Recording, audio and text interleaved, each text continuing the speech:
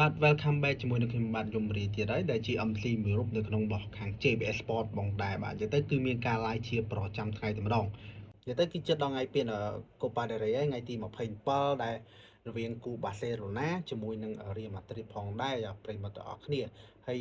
កុំភ្លេចតាមដាន follow page របស់ខាង JBS Sport ផងនិយាយទៅគឺមានការ live ជាប្រចាំថ្ងៃតែម្ដងបាទមិនថាគូតូចគូធំបាទនិយាយទៅគឺសម្រាប់គូ Barcelona ជាមួយនឹង Real Madrid នោះគឺមិនងាយនឹងជួបគ្នាទេបើថាជួបគ្នាម្ដងគឺក៏ក្រើកតែម្ដងតម្រាំតែបានជួបគ្នាបាទថ្ងៃទី27នេះគឺចម្រុះ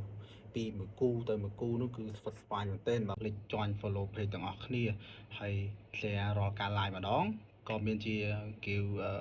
credit បាទចំនួន$3 free បាទពេលដែលបាទ account ជាមួយនៅខាង CCW Bet ផងដែរហើយមួយទៀតសម្រាប់ខាង CCW Bet នោះក៏មានជា promotion សម្រាប់អតិថិជនថ្មីផងដែរទៅគឺសេវាកម្ម24ម៉ោងលើ24ម៉ោងហើយសុវត្ថិភាពបាទជូនប្រិយមិត្តអរគ្នាបាទគឺ100%តែម្ដងនៅក្នុងក្រុមភ្ញៀវ VIP ដូចគ្នាបាទសម្រាប់ថ្ងៃទី27ហ្នឹងនិយាយទៅគឺអត់តាន់ប្រាប់មុនទេតែបាទផ្ដល់ tip ទៅខាងណាអញ្ចឹងតែកំពុងតែមើលបាទកីឡាករណាខ្លះលេងបាទតម្រង់លេងបែបម៉េចហើយគ្រូបង្រៀនបែបម៉េចអីចឹងសិនស្អីនិយាយទៅរាល់ការផ្ដល់ tip មួយគូគឺមិនងាយចេះតែបោះហើយណាបងប្អូនអរគ្នា